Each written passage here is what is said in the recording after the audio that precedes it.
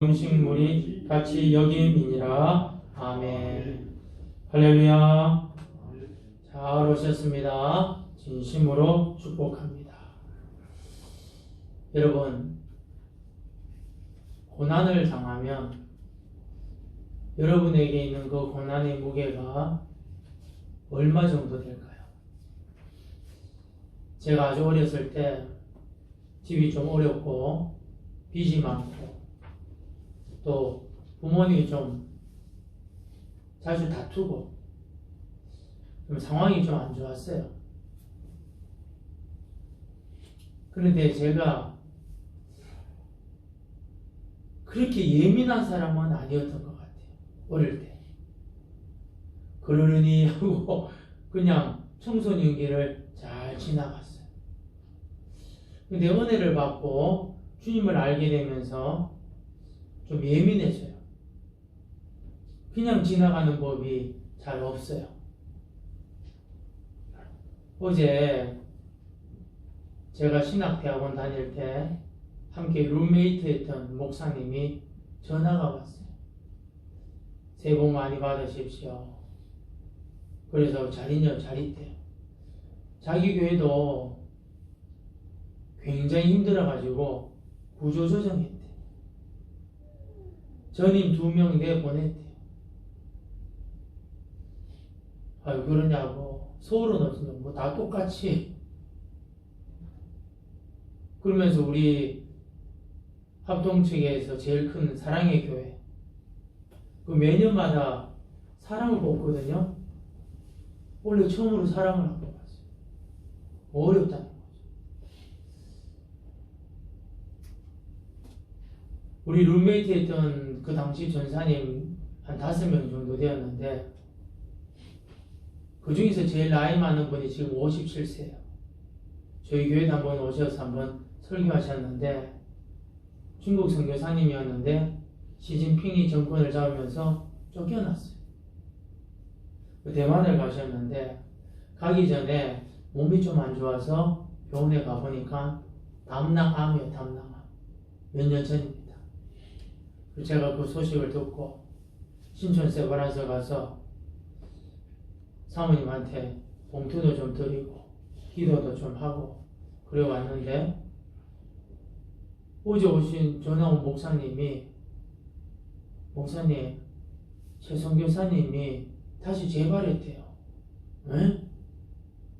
근데 그거는 담낭하면요 재발하면요 그냥 말기래요. 자동으로. 한국 일찍 들어왔는데 연락이 안 온 거야. 자기가 새해가 되어서 인사한다고 전화를 했는데 자기 여동생 집에 머물고 있다.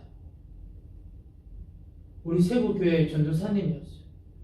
미국으로 이민 가셔가지고 거기서 선교사로 파송돼 중국에 왔다가 그때 우리 교회도 한번 설교도 한번 하시고 시진핑 때문에 쫓겨났다가 대만에 가서 다시 재발한 거.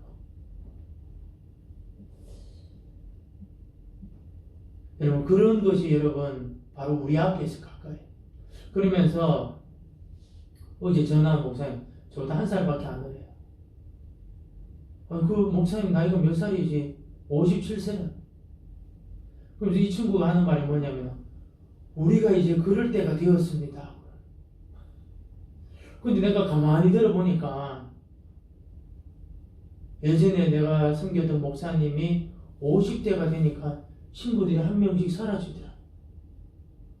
우리가 그럴 때가 되었습니다. 한평생 건강할 줄 알았는데 우리가 그럴 때가 되었습니다.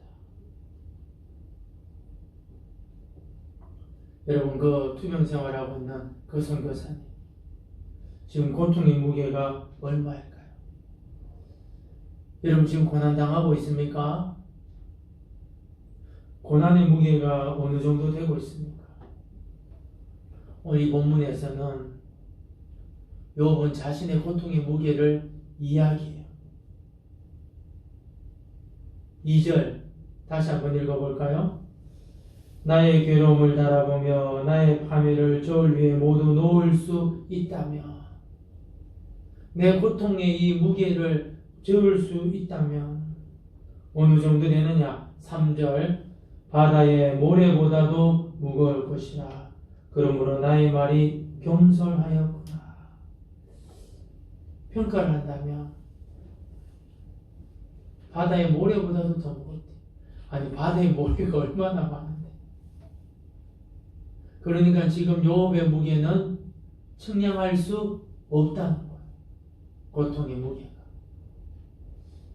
여러분은 지금 어떻습니까? 여러분이 지금 고난의 무게를 측량할 수 있나요? 욥은 측량할 수 없대요. 여러분 우리 인생 살면서 고통스러운 이유는 뭐죠? 통증이 있어서 고통스러워요. 통증이 있어서. 욥의 고통이 뭡니까? 자녀들이 전부 다 죽어요. 하루아침에. 다 죽어요. 재산 하루아침에 다 날려버려요. 병들어요. 아내는 믿음 없는 말을 해요. 같은 믿음 생활하는데 배우자가 믿음 있는 말을 하면 얼마나 좀 힘이 나겠어요. 믿음 없는 말을 해요. 하나님 욕하고 죄송합니다. 뒤져버려. 야, 너무너무 잔인해요. 그러나 정말 고통스러운 것은 뭡니까? 하나님이 침묵하고 있어요. 이 고통 3절 상반절에 바다의 모래보다도 무거울 것이라. 바다의 모래는요, 헤아릴 수가 없죠. 그러면서 3절 하반절이 뭐라고 그랬냐? 그러므로 나의 말이 경솔하였구나. 뭐가 경솔했다는 겁니까? 3장에 보면 생일을 저주해요. 빨리 죽었으면 좋겠다. 근데 지금 그 고통을 생각해 보니까 자신의 본심은 전부 말 못했다는 거. 지금 너무 답답하고 짓눌림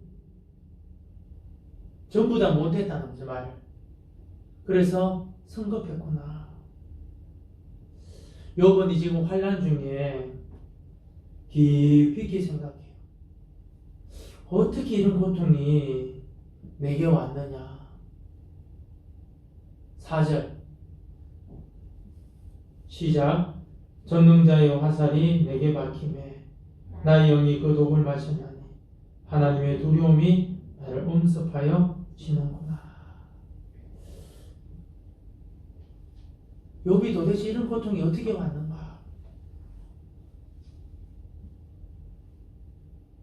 하나님이 그 허락하셨다. 종들이 보고를 받았으나 하나님 허락하신 것. 고난의 연속성을 경험하고 그냥 고난이 아니죠. 허리케인.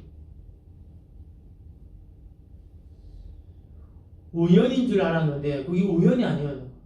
한번 사고는 우연인 줄 알았는데 허리케인 같은 고난의 연속성. 그럼 욥이 생각하는 이 시험, 환난 도대체 누가 이런 일을 하셨나? 욥이 깨달은 거예요. 하나님이 허락하신 거예요. 하나님이 허락하셨대. 전능자의 화살이 내게 박히매 나의 영이 그 독을 마셨나니. 근데 마지막에 뭐라고 했냐? 하나님의 두려움이 나를 엄습하여 치는구나. 욥의 지금 시험이 뭐냐? 왜 하나님이 이런 환난을 내게 허락하셨나? 전능자의 화살이 내게 박히매 나의 영이 그 독을 마셨나니. 하나님의 독화살이 자기 몸에 박혔어요. 심장에 박혔다면 적사했는데 심장에 박히지 않았어요. 다른 곳에 박혔는데 온몸에 독이 지금 퍼지고 있어요. 머리끝에서 정수리부터 발끝까지 퍼지고 있어요. 견딜 수 없는 고통이 지금 욥을 휘감고 있는 거예요. 근데 이런 상황 속에서 욥은 두려워해요. 뭘 두려워하는 거죠? 4절 하반절에 하나님의 두려움이.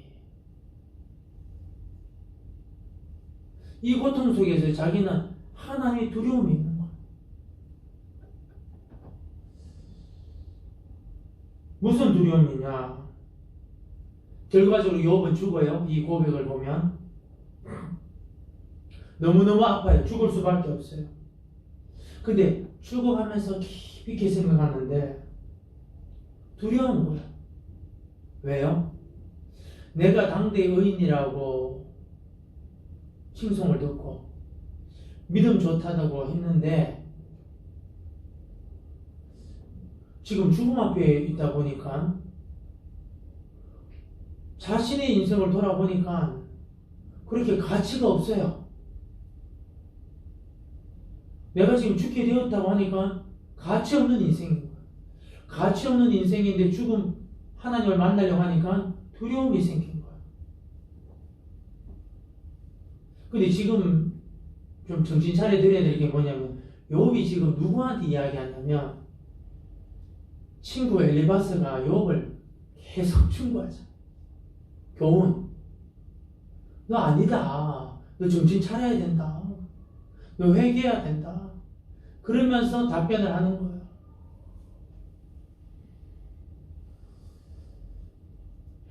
정말 가치 있는 게 뭐냐? 양이 많고 소가 많고 낙타가 많은 게 가치 있는 거냐? 그게 아니라. 큰 집에 사는 게 가치 있느냐? 그게 아니라. 자식이 지금 살아있다는 게 가치 있는 거냐? 그게 아니라. 가치 있는 게 뭐냐? 하나님 앞에 설 준비를 하는 게 가치가 있는데 지금 죽기 일보 직전에 자신을 보니까 그게 아닌 거예요. 두려운 거예요. 그런데 요 앞에는 무슨 시험이 있죠? 자식 죽고 재산 다 잃고 병들고 부인은 믿음 없는 말하고 그러면서 막 양가 감정이 막 복합적으로 오는데 감당이 안 되는 거예요. 그러면서 두려움이 또 생겨요. 하나님 앞에 설 준비가 안 되었구나. 여러분, 내가 고통이 오잖아요. 고통의 의미가 한 크게 두 가지예요. 첫 번째는 뭐냐? 내가 살아있구나. 내가 살아있구나. 또 하나가 뭐냐면 진짜 심판이 오구나. 그거예요. 내가 아직 살아있구나. 진짜 심판이 온다. 죽음이 예고편. 근데 아직 살아있으면 누구도 여러분 이런 생각을 안 해요. 천년 만년 사는 줄 알았어요. 아니 가까운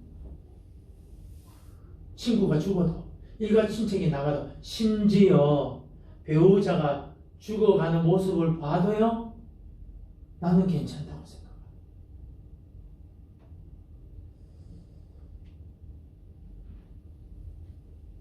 여러분 지금 뭘 깨닫느냐? 내가 할 수 있는 것이 아무것도 없구나. 또 하나가 뭐냐? 준비된 게 없어요.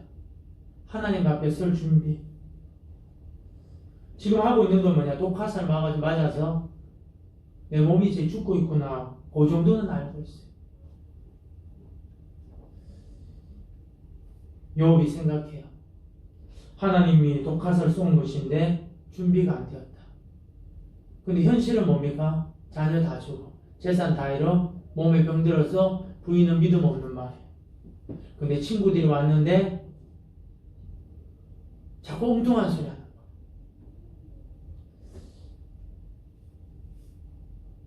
두 번째로 우리에게 주시는 말씀 뭐냐? 첫 번째는 고통의 무게고 두 번째는 우리에게 주시는 말이 뭐냐면은 이런 고통의 무게. 현실적으로는 자녀 다 주고 재산 잃어 병들어서 부인은 믿음 없는 말에 내적인 고통은 뭐예요? 죽을 준비 안 돼 있어. 그런데 친구들이 와서 이야기하는데 엘리바스가 충고를 하는데 엘리바스의 조언이 뭐냐? 너무 가벼워요. 욥이 듣기로는 엘리바스의 충고가 뭐냐? 너무 맛이 없어요. 깊이가 없어요. 여러분, 인터넷 통해서 유명 은식점이라고 정보를 얻어서 가서 비싼 돈 주고 먹었는데 맛이 없어요. 그럼 우리 입에서 뭐가 나오죠? 쏘갔다. 비난하고 욕할 거 아니에요. 엘리바스의 조언이 욥에는 그래요. 우리 한번 5절 말씀 한번 읽어볼까요? 5절 시작. 들나귀가 풀이 있으면 어찌 울겠으며 소가 꼴이 있으면 어찌 울겠느냐. 아니, 들나귀가 풀이 있는데 왜 밥 달라고 이야기하고, 소가 풀이 있는데 밥 달라고 왜 이야기해? 너희들 지금 나 위로하러 왔는데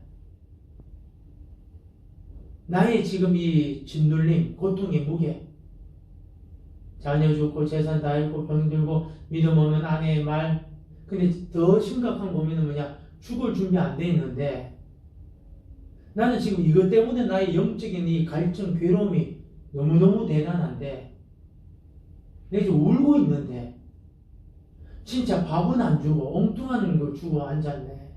그 말인 거예요. 6절도 한번 읽어볼까요?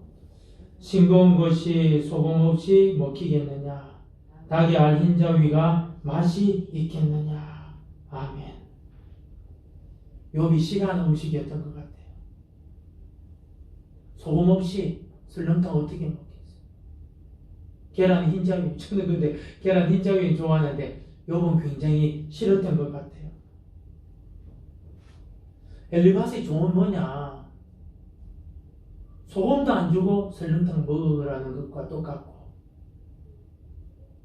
계란에 그 알맹이는 빼먹어놓고 흰자위 먹으라는 것 똑같다. 무슨 말이냐? 엘리바스의 조언이 전부 다 욥이 싫어하는 음식인 거예요. 도움이 전혀 안 되는 거예요. 욥이 듣고 싶은 것은 뭐냐? 욥이 듣고 싶은 것은 뭐냐? 8절 시작. 나의 간구를 누가 들어줄 것이며 나의 소원을 하나님이 허락하시라. 욥의 소원이 뭐냐? 지금 나의 지금 이중고, 삼중고, 말할 수 없는 고난이 있는데 누군가 하나님의 말씀을 좀 대언을 해야 되는데 너무 기본적인 이야기를 하고 너무 밋밋해. 9절 이는 곧 나를 멸하시기를 기뻐하사 하나님이 그의 손을 들어 나를 끊어버리실 것이라. 욥은 지금 하나님이 자기를 어떻게 하느냐 막 두들겨 패고 그렇게 나한테 잘 대해줬는데 앞면 완전히 탁 뒤돌아버리고는 안색이 싹 변하고는요 자신을 때리는데 도대체 나한테 왜 이런 일이 일어났느냐. 거기에 대한 분명한 주님의 답변이 필요한데 엘리바스의 조언은 뭐예요? 소금 없는 설렁탕이고 앙코 없는 찐빵 되버렸는 거예요.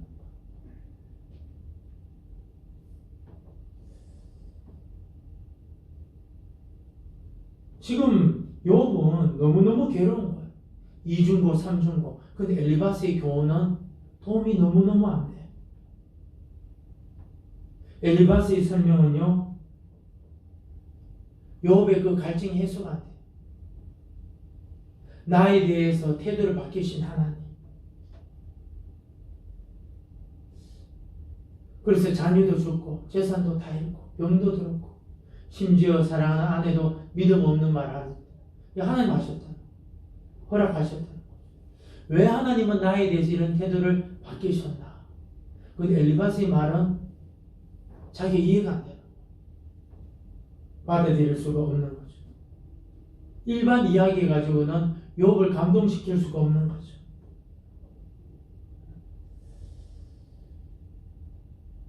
하나님 왜 나에게 태도를 변경하셨을까?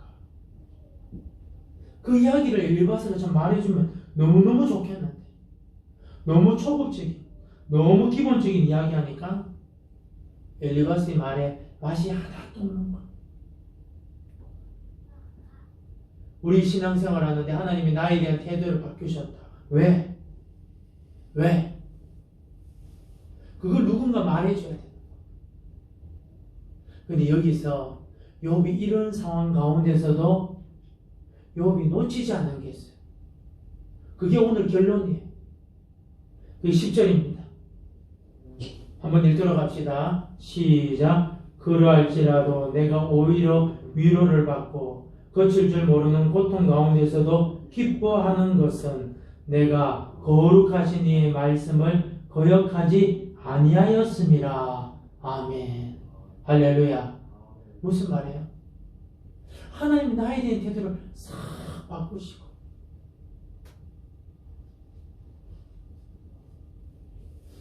어떻게 나한테 이럴 수가 있나? 친구들 왔는데 저보다 헛소리야. 위로가 안 돼요. 위로가 아니고 도리어 상처를 받아요. 근데 욥이 놓치고 있지 않는 게 뭐냐? 그러할지라도 내가 오히려 위로를 받고 이런 상황에서 위로를 받는데 거칠 줄 모르는 고통 가운데서 기뻐하는 것은 온몸에 악창이 생겨가지고 기와토를 가지고 막 끌고 있는데도 기뻐하는 것은 내가 거룩하신 이 말씀을 거역하지 아니하였습니다. 뭐냐? 이런 상황 속에서도 뭘 놓치지 않고 있습니까? 하나님의 말씀. 아멘. 하나님의 말씀을 놓치지 않고. 우리는 어때요? 나 자신 어떻습니까? 대부분 여러분 고통 가운데 있는 사람들은 뭐 하느냐? TV 틀어 드라마. 빨리 지나가야 돼. 그래서 본래 여러분 또 그걸 봐가지고 또 예배 때는요 또 자요. 엉뚱한 생각하고 밤새도록 인터넷하고 카톡 보내고 이런 가운데서도 욥은 위로도 받고 기쁨도 종종 왔대요. 이유가 뭐냐? 말씀을 놓치지 않았어. 오늘 좀 결론을 맺도록 하겠습니다. 여러분, 욥의 고통의 무게는 이 지구의 바다 모래처럼 무겁대. 측량할 수가 없대. 그럼 욥만 그러냐? 그게 아니고요. 사실 여러분, 고통당하면은 지금 저와 여러분이 고통당하고 있으면 고통당하는 그것이 지금 욥처럼 무게를 달 수 없는 거예요. 인생이 다 그런 거예요. 50%, 100%인 거죠. 근데 욥이 여기서 우리가 좀 본받아야 될 것은 뭐냐면 왜 하나님이 이런 것을 허락하셨나? 그 질문이에요. 왜 하나님이 이런 것을 허락하셨나? 근데 친구들의 조언은요 도움이 안 돼요. 그런데 이런 가운데서도 자신이 위로가 되고 기쁨이 되는 것이 있었는데 하나님의 말씀을 거역하지 않았다. 말씀을 가까이 했다는 거예요. 여러분, 코로나19이고 또 가정에도 문제가 있을 겁니다. 또 나 자신에게도 문제가 있을지도 모르죠. 지병을 가지고 있는지도 몰라요. 그 주변 사람들이 위로하는 게 너무 수준이 떨어져. 너무. 여러분, 별 생각이 없으면 기도하겠습니다. 그 말만 해주면 돼. 왜냐? 괜히 위로하다가 상처 줄 수 있어요. 그런데 우리가 해야 될 일이 있어요. 왜 하나님이 나에 대한 태도를 바뀌셨을까? 죽음에 대한 두려움도 생각해야 되지만 우리가 해야 될 일이 뭐냐? 하나님의 말씀만은 반드시 붙잡으시기를 축복합니다. 어떤 상황 속에서도. 그 말씀 듣는 곳이 바로 이 예배당에 있음을 믿습니다. 기도하겠습니다. 하나님 아버지 감사합니다.